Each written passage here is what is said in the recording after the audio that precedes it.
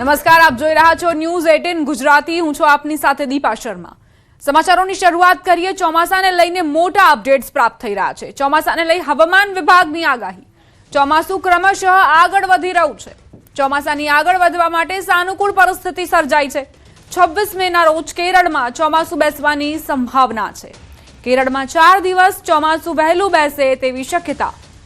ગરમીને લઈને હવામાન વિભાગની આગાહી. 24 કલાક બાદ ગરમીથી રાહત મળશે. આગામી 6 દિવસ તાપમાનમાં ક્રમશઃ ઘટાડો થશે. મોટાભાગના જિલ્લાઓમાં તાપમાન 2 થી 3 ડિગ્રી ઘટશે. આજે રાજ્યમાં હીટવેવને લઈ કોઈ એલર્ટ નહીં. આજે અમદાવાદમાં 43 ડિગ્રી તાપમાન રહી શકે છે. દરિયા કિનારાના જિલ્લાઓમાં આજે ગરમ અને ભેજવાળા પવન ફૂંકાવાની શક્યતા.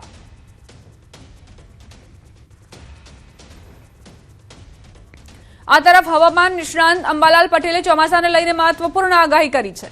તેમના જણાવ્યા અનુસાર 23 મે સુધી આંદામાન નિકોબાર દ્વીપમાં ભારે વરસાદની શક્યતા છે, જ્યારે ચોમાસાની ગતિવિધિ શ્રીલંકાના પૂર્વ કિનારા તરફ સક્રિય બનશે. 26 મે આસપાસ ચોમાસું કેરળ કાંઠે પહોંચવાની શક્યતા અને 10 જૂન સુધી મુંબઈ સુધી આગળ વધી શકે છે. ગુજરાતમાં ચોમાસું 15 જૂન આસપાસ પહોંચે તેવી શક્યતા વ્યક્ત કરાઈ છે. લગભગ આંદામાન નિકોબાર ટાપુ પર વરસાદ થવામાં છે, ત્યારે 23 તારીખ સુધીમાં આંદામાન નિકોબાર ટાપુ પર ભારે વરસાદ થવાની શક્યતા છે. અને આંદામાન નિકોબાર ટાપુ પરથી ધીરે ધીરે સિસ્ટમ શ્રીલંકાના પૂર્વ કિનારે જવાની શક્યતા છે. અને લગભગ 26 મે કે 1 જૂન સુધીમાં કેરળ કાંઠે આ સિસ્ટમ આવવાની શક્યતા રહેતા ચોમાસું કેરળ કાંઠે બેસવાની શક્યતા ગણી શકાય. ગુજરાતમાં ચોમાસાની ગતિવિધિ અંગે જોઈએ તો લગભગ 15મી જૂન આસપાસ ગુજરાતમાં ચોમાસું આવવાની શક્યતા રહે છે. ગુજરાતમાં 19 થી 24 મે દરમિયાન પ્રી મોન્સૂન એક્ટિવિટી સક્રિય બનવાની શક્યતા છે. દક્ષિણ ગુજરાત અને દક્ષિણ સૌરાષ્ટ્રના વિસ્તારોમાં 2 ઇંચથી વધુ વરસાદ પડી શકે છે. સાથે જ 35 થી 40 કિલોમીટર પ્રતિ કલાકની ઝડપે પવન ફૂંકાવાની અને 15 જૂન સુધી અરબ સાગરમાં ચક્રવાતી અસર જોવા મળવાની શક્યતા વ્યક્ત કરાઈ છે. પ્રી મોન્સૂન એક્ટિવિટી હવે ધીરે ધીરે રહેવાની શક્યતા રહેશે. તારીખ 19 થી 23માં પ્રી મોન્સૂન એક્ટિવિટીનો વરસાદ થવાની શક્યતા રહેશે.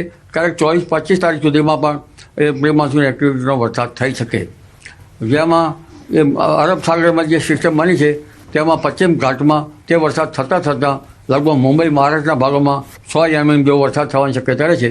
અને દક્ષિણ ગુજરાતના ભાગોમાં 50 mm અને દક્ષિણ સૌરાષ્ટ્રના ભાગોમાં 1 ઇંચ અને ક્યાંક તેથી ઓછો કે ત્યાંથી વધઘટ વરસાદ થવાની શક્યતા રહે. પૂર્વ ગુજરાતના ભાગોમાં પણ પ્રી મોન્સૂન એક્ટિવિટીનો વરસાદ થવાની શક્યતા રહે. પ્રી મોન્સૂન એક્ટિવિટીનો વરસાદ સવારના ભાગમાં કે બપોર પછીના ભાગમાં થવાની શક્યતા રહે. 20 મે રાજ્યભરના દવાના વેપારીઓ હડતાળ પર ઉતરશે. ઓનલાઈન દવાના વેચાણ સામે કેમિસ્ટ ખોલશે મોરચો. ગુજરાતના 35,000 દવાના વેપારીઓ બંધ પાડવાના છે. અમદાવાદના 3,000 દવાના વેપારીઓ આ હડતાળમાં જોડાશે. અમદાવાદમાં એલિસ બ્રિજ પાસે વેપારીઓ વિરોધ પ્રદર્શન કરશે. રાજ્યભરમાં અલગ અલગ ઝોન વાઇઝ આ પ્રદર્શનો થશે. ઇમરજન્સી માટે હોસ્પિટલના મેડિકલ સ્ટોર અડધા શટરે ખુલ્લા રાખવા છૂટ અપાઈ છે. દર્દીઓને હાલાકી ન પડે તે માટે બ્લડ પ્રેશર, થાઇરોઇડ, ડાયાબિટીસ જેવી દવાઓ 19 તારીખ પહેલા ખરીદી લેવા અપીલ કરાઈ છે. કે ભાઈ ઓનલાઈન ગેરકાયદેસર છે, ડુપ્લિકેટ દવાઓ માટેના કડક કાયદા બનાવો. આની અમારી રજૂઆત અમે ઓલરેડી અમારી રીતે કરીશું. અમદાવાદથી સમાચાર, જ્યાં રિક્ષા ચાલક એકતા યુનિયન દ્વારા કલેક્ટરને આવેદનપત્ર આપીને મહત્વની રજૂઆત કરાઈ. યુનિયને સીએનજી ગેસના સતત વધતા ભાવને લઈને ગંભીર આક્રોશ વ્યક્ત કર્યો. થોડા દિવસ પહેલા સીએનજીનો ભાવ 83.77 રૂપિયા હતો, જેમાં ફરી 2.25 રૂપિયાનો વધારો થતા હાલનો નવો ભાવ 86.2 રૂપિયા થયો. રિક્ષા ચાલકોનું કહેવું છે કે ભાવ વધારો થતા પરંતુ સામે ભાડામાં વધારો ન મળતા તેમને ભારે આર્થિક મુશ્કેલીનો સામનો કરવો પડી રહ્યો છે. છેલ્લા 3 વર્ષથી ધંધામાં મુશ્કેલીઓ વધતી હોવાના આક્ષેપ સાથે રિક્ષા ચાલકોએ સરકાર પાસે સીએનજી ભાવ ઘટાડવા અથવા મુસાફર ભાડામાં વધારો કરવાની માંગ કરી. જો માંગ સ્વીકારવામાં નહીં આવે તો આગામી દિવસોમાં ઉગ્ર આંદોલનની ચીમકી પણ ઉચ્ચારી. અમદાવાદમાં કલેક્ટર કચેરી ખાતે રિક્ષા યુનિયન છે એકત્રિત થયું છે. રિક્ષા યુનિયનના લીડર વિજયભાઈ મકવાણા મારી સાથે છે, તેમની સાથે વાત કરીશું. વિજયભાઈ, શું મુદ્દાઓ છે, કયા મુદ્દાઓને લઈને આપ એકત્રિત થયા છો? અમદાવાદ શહેર હોય કે ગુજરાતના હોય, અમદાવાદ આરટીઓ હોય, અમદાવાદ કલેક્ટર સાહેબ શ્રી હોય, પોલીસ કમિશનર સાહેબ શ્રી હોય, વાહન વ્યવહાર કમિશનર ગાંધીનગર હોય, વાહન વ્યવહાર મંત્રી શ્રી હર્ષ સંઘવી સાહેબ હોય, દરેક જગ્યાએ આની રજૂઆત કરી છે. તેમ છતાં ચાલી રહ્યા છે. ધંધા ઉપર માઠી અસર પડી છે. સીએનજી ગેસ ઉપર જ રિક્ષા ડ્રાઈવરો નિર્ભર છે. સીએનજી ગેસમાં ₹1 વધારો થાય તો એ નડી રહેશે સીધે સીધો. તો જોવા જઈએ તો 4 તારીખે ₹1.50 ભાવ વધારો કર્યો હતો અને હાલમાં ગઈકાલે ₹2.25 જે વધારો કર્યો, આનો અમે સખત શબ્દોમાં વિરોધ કરીએ છીએ. આશરે રિક્ષા ડ્રાઈવર રોજે કમાઈને રોજ ખાનાર વર્ગ હોય, રોજનું ગુજરાન ચલાવવાનું હોય, એમાં આ સીએનજી ગેસનો કમરતોડ ભાવ વધારો એને અસહ્ય લાગે છે. બીજું કે રિક્ષા ડ્રાઈવરોને ભાડો વધારવામાં આવે અને ખાસ કરીને રિક્ષા ડ્રાઈવરો સામે જોવામાં આવે, કારણ કે વારંવાર જો સીએનજી ગેસના ભાવ આ રીતે વધશે તો આજે ₹86 ભાવ થઈ ગયો છે, એટલે પેટ્રોલના સમકક્ષ આ ભાવ થઈ ગયો છે. કલેક્ટર સાહેબશ્રીને અમે આવેદનપત્ર પાઠવવા આવ્યા છીએ અને આગળ જતાં અમે રેલી, ભૂખ હડતાલ આગળ જરૂર જણાય તો રિક્ષા બંધનું એલાન પણ આપીશું. દ્વારકાથી સમાચાર. ખંભાળિયા જામનગર હાઈવે નજીક અજાણ્યા પુરુષનો મૃતદેહ મળ્યો. મીઠોઈ ગામ નજીક શંકાસ્પદ હાલતમાં મૃતદેહ મળી આવ્યો. ખંભાળિયા પોલીસનો કાફલો તાત્કાલિક ઘટના સ્થળે દોડી ગયો.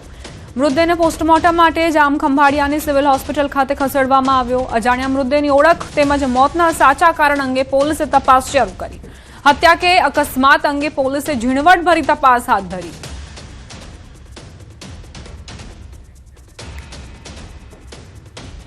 વડોદરાના બાજવા વિસ્તારમાં હચમચાવનારી ઘટના બની. પ્રેમ લગ્નના 3.5 વર્ષ બાદ સંતાન ન થતા 26 વર્ષીય પરિણીતાને મોત મળ્યું હોવાના આરોપ છે. પાયલનો મૃતદેહ ઘરના પંખા સાથે લટકતી હાલતમાં મળ્યો. જવાહરનગર પોલીસે પતિ સહિત 5 સામે ગુનો નોંધી તપાસ શરૂ કરી.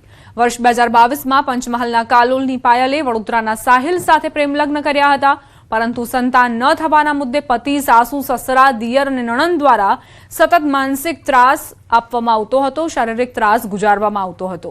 શુક્રવારે મોડી રાત્રે પાયલનો મૃતદેહ ઘરમાં લટકતી હાલતમાં મળી આવ્યો. પરિવારજનો પહોંચતા સાસરિયાઓ ઘર બંધ કરીને ભાગી ગયા હતા. મૃતકની માતાએ દાવો કર્યો કે દીકરીએ આત્મહત્યા નથી કરી, પરંતુ તેની હત્યા કરીને લાશ લટકાવવામાં આવી છે. સમગ્ર મામલે પોલીસે 5 આરોપીની અટકાયત કરી આગળની તપાસ શરૂ કરી. રસ બાંધીને લટકાવી દીધી, રસ્સી ખાઈ દીધી, એમ બાંધી દીધી અને પછી તારો મારીને એ લોકો નાહી ગયા. તારો મારી નાહી ગયા. પછી લોકો પછી આયા 3-4 કલાક આયા પાછા. પછી લોકો જોયું તો જોવે જ ને લોકો મરી ગઈ ની મરી ગઈ એમ. પછી લોકો ઉતારી લીધી પોલીસ સ્ટેશન ફોન કરીને, મારી નાખી. કમકે બહુ જ મોટો આમ ઘા છે, ગળામાં ઘા બહુ છે. આગલા દિવસે જે દિવસ રાતે 5 વાગે લખાણ કરી એને, એટલે કે આને કઈ કશું થાય તો એની જવાબદારી, તમારી પાયલની જવાબદારી છે, મારી કોઈ જવાબદારી નહીં. એટલે કાયદેસર આ મર્ડર કરવા માટે એને લખાઈ લીધે એના ઘરવાળાએ, એની દાદીને જોડે. એટલે એની દાદીએ કે ભાઈ મને શું લાટું કેસ કે મારે મૂકી જા, તાર ના રાખવી તો મૂકી જા. એટલે એની દાદીને કહીને એને ફોન કટ કરી દીધો. અને સાંજે એ લોકો એવું કે અમે ઘેર નતા, તાર છોકરીને ઘરે મેકીથી શું લેવા, તમે બધા ઘરના જતા. મારીને કાયદેસર આ લોકો જતા રહ્યા. અને પછી 12 વાગે 11 વાગે આવીને બાયનું ખોલી અને કે પાવ ખાઈ ગઈ. એટલે આ તો એક બનાવશે ખાલી ફાંસાનો, બાકી કાયદેસર એને મારી નાખી છે. આજે મરણ જનાર છે અને આ કામના એમના પતિ એ સાહિલ છે અને એમની લવ મેરેજ થયેલું હતું આજથી 3-3.5 વર્ષ પહેલા. અને હમણાંથી એમના બંને વચ્ચે મતલબ ચાલતું હતું, ઝઘડાઓ ચાલુ હતા. અને ગઈકાલે રાત્રે એનો બનાવ બનેલો છે. અને એ બાબતે જે મરણ જનાર છે પાયલબેન પટેલ, એમના જે મધર છે એમની તરફથી ફરિયાદ દાખલ કરીને અને એબેટમેન્ટની એફઆઈઆર દાખલ કરી છે. અને આની અંદર 5 આરોપી, એમનો પતિ સાહિલભાઈ, એમના સસરા જગદીશભાઈ, એમના સાસુ વર્ષાબેન અને એમના નણંદ અને એમના દિયર, આ જે 5 આરોપીઓ છે અને એમાંથી 4ની અટકાયત થઈ. સમાચારોમાં આગળ વધીએ. પિઝાના શોખીનો સાવધાન થઈ જજો. ગાંધીનગરમાં આવેલ ટેરાનોવાસ પિઝામાં ગ્રાહકને કડવો અનુભવ થયો. બાય 1 ગેટ 1 જેવી ઓફર્સમાં પીરસાતા પિઝામાંથી વંદો નીકળતા ગ્રાહકમાં ભારે રોષ. રેસ્ટોરન્ટની સ્વચ્છતા અંગે પણ સવાલ ઉઠ્યા છે. જે પિઝાને તમે ખૂબ જ શોખથી ખાતા હોવ છો, તે જ પિઝામાંથી જો વંદો નીકળે તો તમારી આખી જે મજા છે તે સજામાં તબદીલ જાણે કે થઈ જાય. ટેરાનોવાસ પિઝામાં ગ્રાહકને આવો જ એક કડવો અનુભવ થયો કે જ્યાં પિઝામાં કઈ રીતે વંદો પણ તેમને પીરસવામાં આવ્યો તેના દ્રશ્યો આપ જુઓ. ગ્રાહકમાં રોષ વ્યાપ્યો. આઉટલેટ પર જ હોબાળો મચી ગયો. અને હવે આ ટેરાનોવાસ પિઝા આઉટલેટ પર કેવા પ્રકારની કડક કાર્યવાહી થાય છે તે પણ સવાલ છે. વડોદરાના ડભોઈ એસઓયુ રોડ પર એસટી ડ્રાઈવર ફોન પર વાત કરવામાં મશગુલ જોવા મળ્યો. ચાલુ બસે સતત 20 મિનિટ સુધી ફોન પર વાત કરી ડ્રાઈવરે. પ્રવાસીઓનો આરોપ છે પેસેન્જરોએ એસટી ડેપોમાં સવાલ પૂછતા હોબાળો થયો. એસટીના કર્મચારીએ પેસેન્જર સાથે ખરાબ વર્તન કર્યું અને સાથે એવું પણ કહેતા નજરે પડ્યો કે તારાથી જે થાય એ કરી લેજે. આવા અપશબ્દોનો ઉપયોગ પણ કરવામાં આવ્યો. એસટીના કર્મચારીની દાદાગીરીને જોઈને પેસેન્જર્સમાં રોષ વ્યાપ્યો. ચાલુ ફોને એસટી હંકારતા ડ્રાઈવર પર ક્યારે પગલાં લેવાશે તે એક મોટો સવાલ છે. તો એસટી બસના ચાલક મોબાઈલમાં કઈ રીતે વ્યસ્ત જોવા મળી રહ્યા છે. હવે આવી હાલત હોય, ડ્રાઈવર આ રીતે અન્ય કામમાં વ્યસ્ત હોય અને બસ હંકારતા હોય તો સ્વાભાવિક છે કે અકસ્માત થાય અને આ જે મુસાફરો છે તેમના જીવ સાથે પણ જોખમ રમાઈ રહ્યું છે.